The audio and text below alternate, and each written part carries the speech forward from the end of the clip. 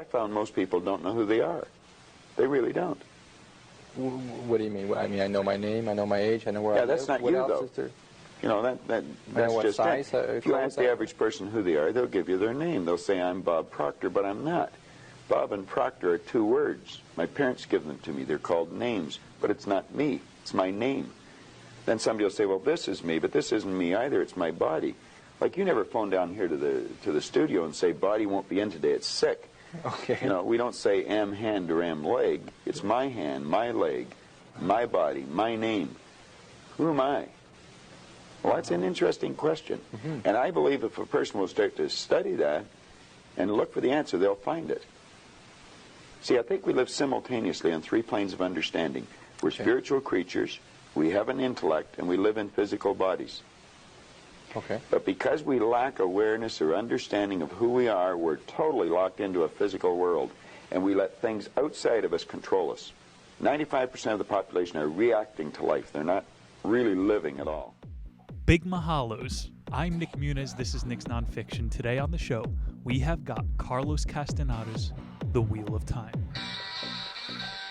This is his second time. Carlos, he lived among Mexican Toltec shamans for 20 years, learning the secrets of the stars, symbolism, sacred mysteries. We'll talk Twilight Zone today, but we're building on his last appearance mostly, the art of dreaming. This time, time. I think 6:30 is the best time of day. Hands down. Every time I ask someone what LGBTQ stands for, I can never get a straight answer. I was about to tell a joke about time travel, but I traveled to the future and you guys didn't like it. This book is 10 years after The Art of Dreaming. Carlos Castaneda soon immersed himself in the sorcerer's magical world entirely. 10 years after his first encounter with the shaman Don Juan, Carlos examines his field notes and comes to understanding what Don Juan knew all along. That hallucinogens, he calls them entheogens, are merely a means to understand the alternative realities that one cannot fully embrace on one's own. So why is a violent drug like alcohol legal but weed is still illegal? It's because alcohol, cigarettes, they help you cope with reality. Psychedelics help you escape from reality. Prison planet. You can't be having people leaving their bodies and checking out alternative realities. Put the lid on that shit. Like, why do people say their sense of time was distorted when they take psychedelics? You literally broke through the programming, my guy. Illegal. Toltec shamans claim that they have the ability to stop the world and perceive reality in their own terms. I've never heard somebody drinking a 40 say that. Dentists, they're always asking dumb questions. Excuse me, when was the last time you flossed? Bro, you were there. Be right back.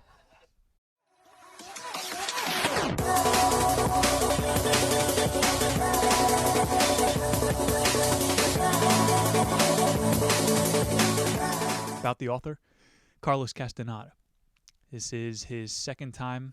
We're going to keep it short today. I'm going to talk about my dream journal I've been keeping. I'm on a streak, baby. 3 chapters today. I'll leave room to ruminate, but you're mostly getting the main ideas rather than that journey to Mexico we had last time. And this is his second time around here. Carlos Castaneda, could you live with shamans for 2 decades? While you think about that, here's a meme.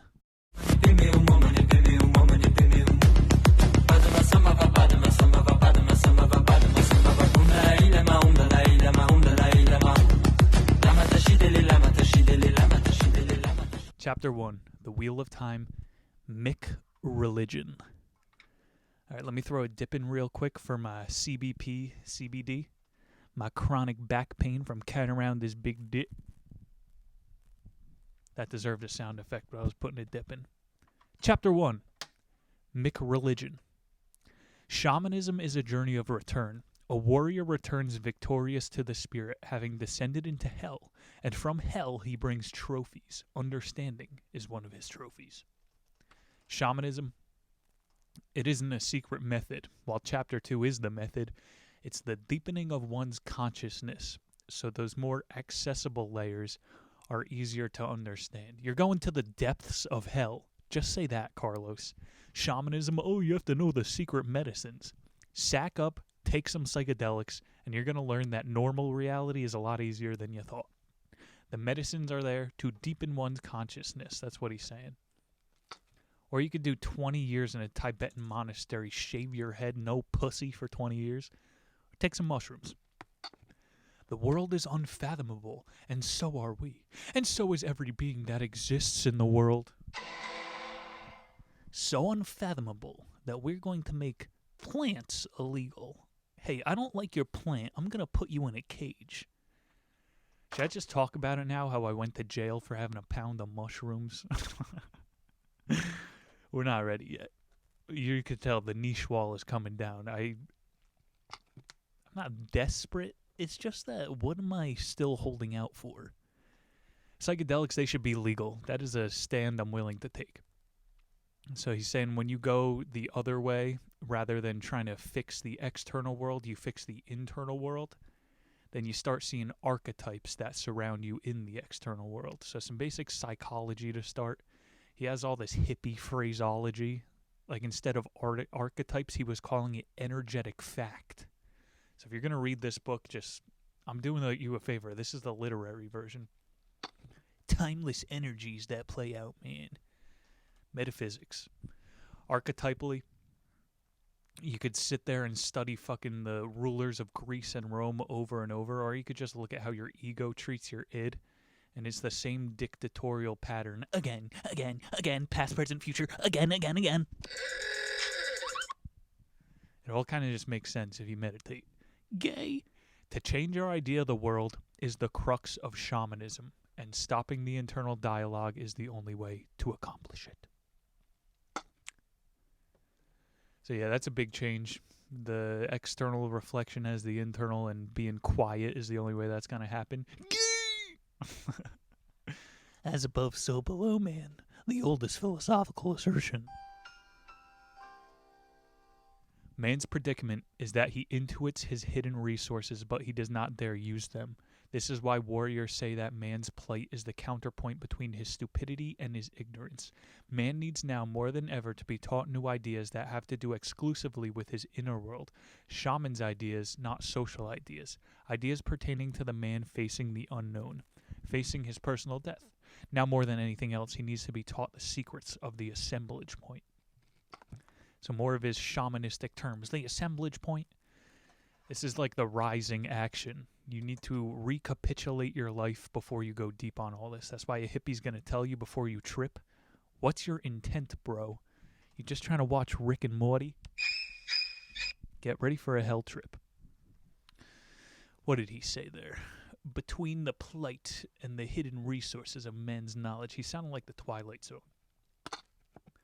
Let me give Rod Sterling some airtime. You're traveling through another dimension, a dimension not only of sight and sound, but of mind, a journey into a wondrous land whose boundaries are that of imagination. Beyond it is another dimension, a dimension of sound, a dimension of sight, a dimension of mind. You're moving into a land of both shadow and substance, of things and ideas. There's a fifth dimension beyond that which is known to man. It is the dimension of vast as space and as timeless as infinity. It is the middle ground between light and shadow, between science and superstition, and it lies between the pit of man's fears and the summit of his knowledge. It is an area which we call the Twilight Zone. That's basically what this whole book is about, the astral plane. On this show, we call it the Twilight Zone. I just like doing that voice. But I called this chapter Mick Religion. I'm about to go on a rant here. This is what religion used to be. Everyone meets at the mosque and you bring your bag of mushrooms. One person at a time goes into the Twilight Zone, you live an alternate life, and then you come back and give your testimony. Since entheogens are now controlled by the law, we can only cope with reality rather than escape it. Like I'm saying, Carlos goes, man is hiding this power from himself. Or is it occulted knowledge that we're not allowed to have? These Kemmer caps. All right, taking it easy. But for real, we read John Allegro, Sacred Mushroom and the Cross. Jesus was a mushroom. These were mushroom cults. You can leave reality. You could prepare for death. No. Just pay me your tithe. Dude, Christianity was a mushroom cult. Read that book, Sacred Mushroom and the Cross. Modern Christianity is a Judeo-Christian Satan worship. Okay, so Jesus, you listening? We're going to give you all of our collective sins, and then we're going to kill you. Wait, you guys mean like a satanic ritual sacrifice? If you really think about it, what the fuck are you doing? And then you eat his body? No, that's not satanic.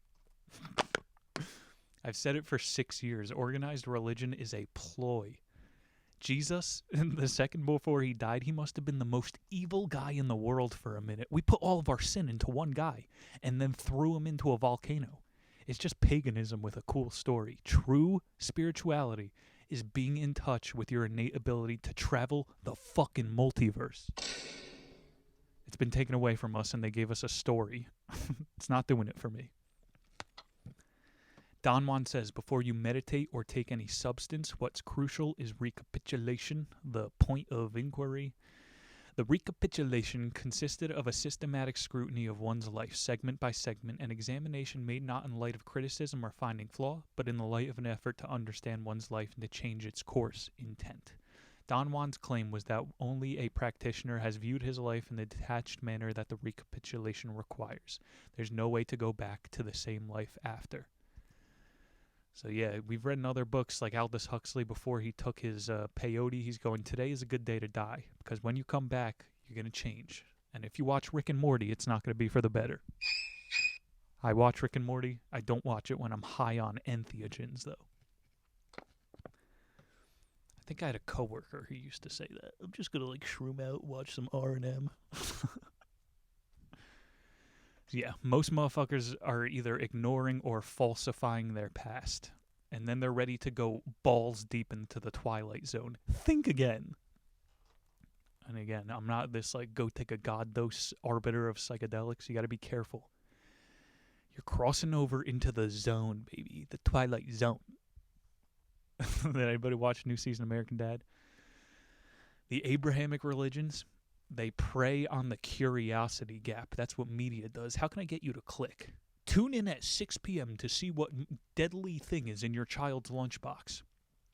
Why do I have to wait till 6 p.m.? My kid is going to die at lunchtime. What are you talking about? The church is doing the same thing. Tune in every Sunday to make sure you have a seat reserved in the afterlife. SeatGeek, now selling tickets in heaven. What are you talking about? This isn't religion. This is a fucking ticket sale. Front row seats for heaven. Solace, heaven, fear, all of these are words which have created moods that one has learned to accept without ever questioning their value. That's what we do here, baby. The Socratic method. Questioning value.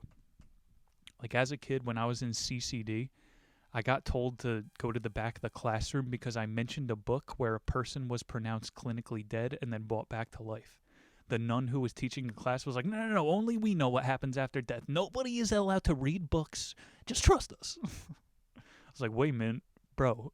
Why we're all trusting one book on what happens after death, the most important thing? Shouldn't we be consulting every culture throughout history of what death is? Just read one book and you're good. And nobody actually reads the Bible. Abrahamic religions are spiritual insurance. That's what it is, bro. It's a salesman. Hey, you want a seat in heaven, right? Give me 1/10 of your income. They never tell you your soul is indestructible, and a cop's not going to tell you that shit. Man, we be living in sin out here. I'm not here to preach, but I'm just letting you know, bro. There's truth that you could find if you go outside of belief. And we'll go deeper on this, what the act of raising hell is and reaching for the sky later on. But this is a shaman book. Shamanism is the studying of the inner verse. And you can know a lot more than you think you can or you're allowed to know. No, you're reading forbidden Gnostic texts. You're a conspiracy theorist. There's nothing left to say, bro. Just look into it. No, you only get to heaven if you choose the right franchise of McReligion. Bro, Christianity is McDonald's, Judaism is Burger King, Muslimism is Wendy's, and Buddhism is Panda Wok. All of it is just watered down. Read the books. Chapter 2. The method. The internal dialogue is what grounds people in the daily world. The world is such and such or so only because we talk to ourselves about it being as such way. The passageway into the world of shamans opens up after the warrior has learned to shut off his internal dialogue. Yeah, the older you get, the more obvious it is who's just playing a record in their head instead of thinking or shutting up. For an average man, the world is weird because if he is not bored with it, he is at odds with it. For a warrior, the world is weird because it is stupendous, awesome, mysterious, unfathomable. A warrior must assume responsibility for being here in this marvelous world, in this marvelous time. That's kind of a good quote. I don't really understand boredom anymore. That's the internal monologue theme. The reason you're bored is because you're saying the same shit to yourself over and over again. The act of writing, I've found, cleanses out the old ideas. So if you're bored, write your ideas. It purges the old ideas and you make room for new ones. Hopefully more productive ones. Again, more of this, it's not your fault shit. The world is built with distractions that are just tasty enough to keep you coming back without fundamentally changing you as a person. So I'm stepping out of line here. We got 100 on the YouTube, 100 audio listeners. We've ran its course, so now I can start talking real shit, bro. Mick religion, it's the same as the club. You show up once a week, you shout out your demons, and then you grind your teeth until the next week. Think about how that's the same as going to the club every weekend. I'm from Jersey Club. Jersey, fuck it up. New York, fuck it up. Long Island, fuck it up. Utah. You ever see that meme? It's club culture. That's what modern religion is. It like, if you partake in a deep dive, you could do it without substances. You get off of that 7-day loop. Okay, I went to church. Now I'm a good person again. Okay, I reaffirmed my ego by grinding on some hoe at the club. Hey, shorty, back that thing up. I'm in need of experiencing deep catharsis. It's the same loop. We talk to ourselves incessantly about our world. In fact, we maintain our world with our internal talk. And whenever we finish talking to ourselves about ourselves and our world, the world is always as it should be. We renew it. We rekindle its fire. We give it life. We uphold it with our internal talk. Not only that, but we also choose our paths as we talk to ourselves. Thus, we repeat the same choices over and over until the day we die, because we keep on repeating the same internal talk over and over until the day we die. A warrior is aware of this and strives to stop his internal talk. Silence, best noise I've ever heard.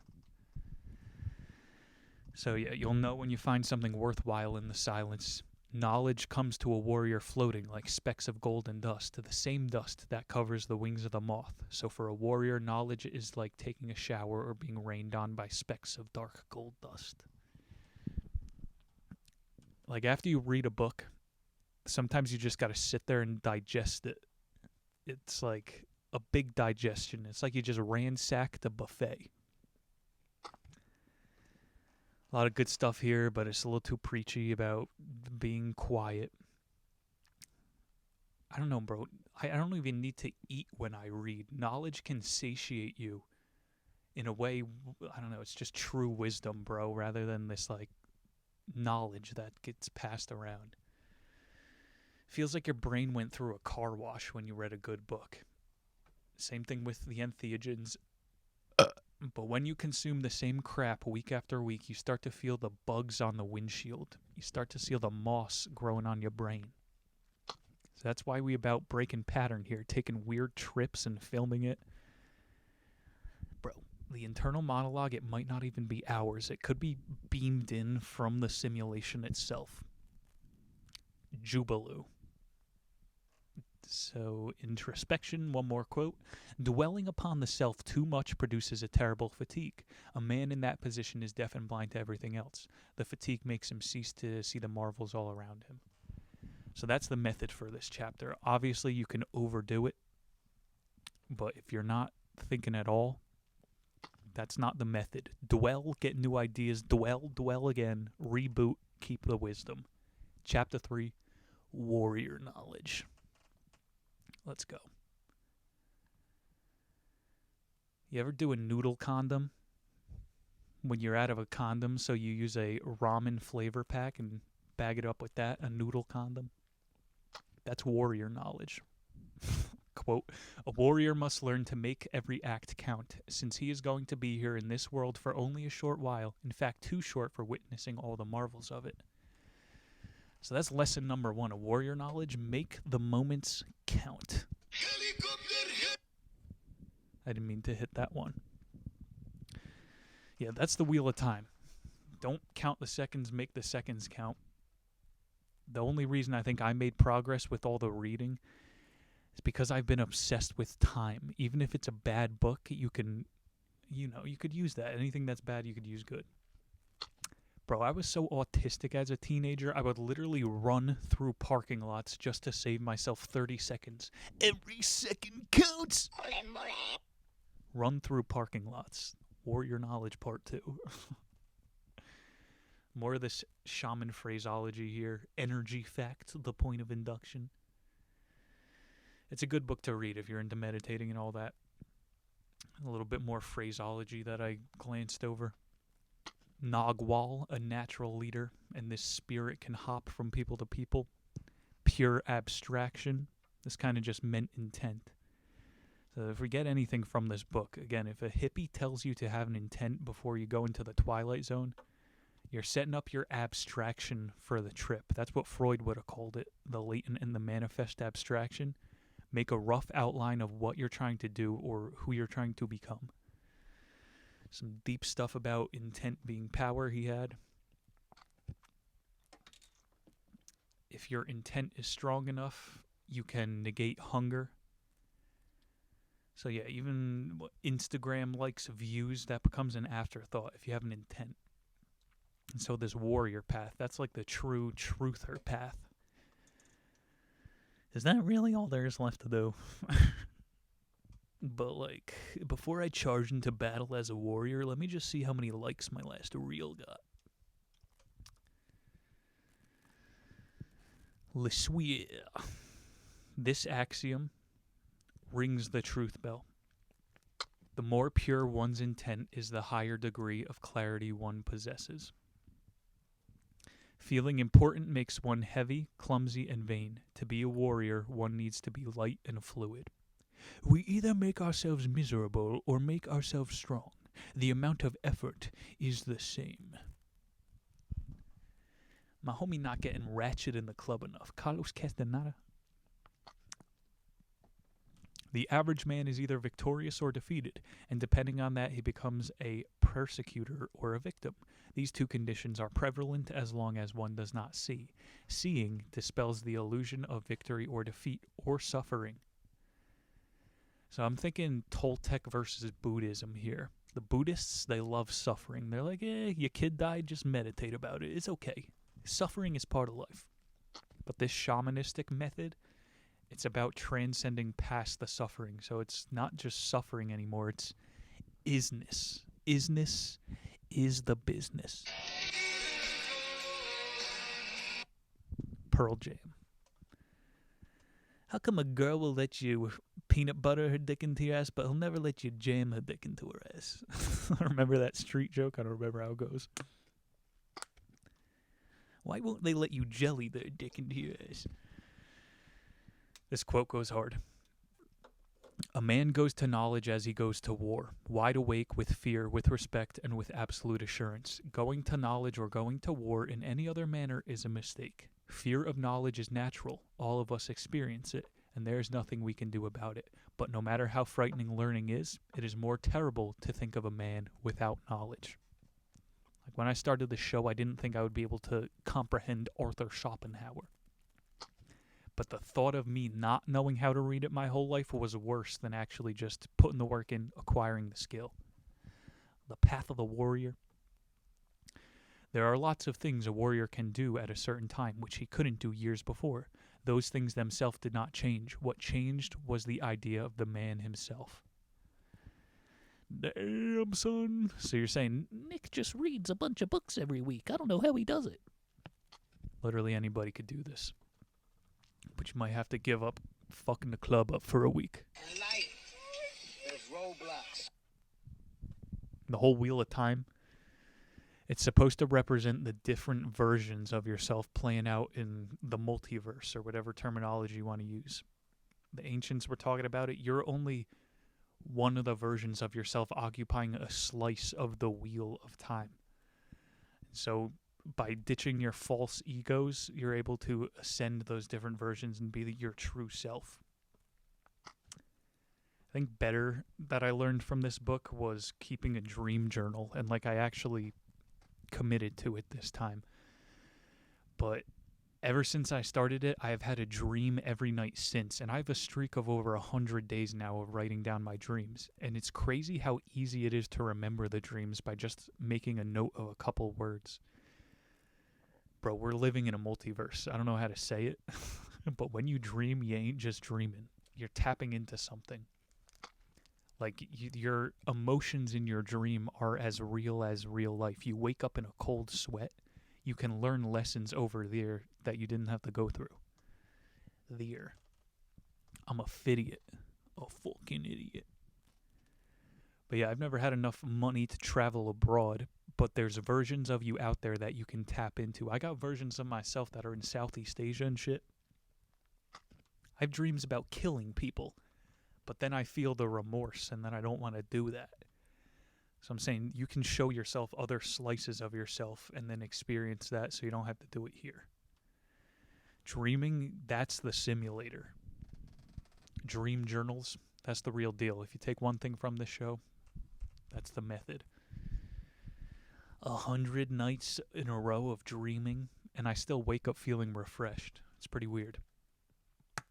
It could just be your perception blocking you. I'm not a person that remembers my dream. Well, did you know that marijuana can slow down your REM cycles? Just think about it. The more conscious you are of your dreams, the more it's going to present itself to you.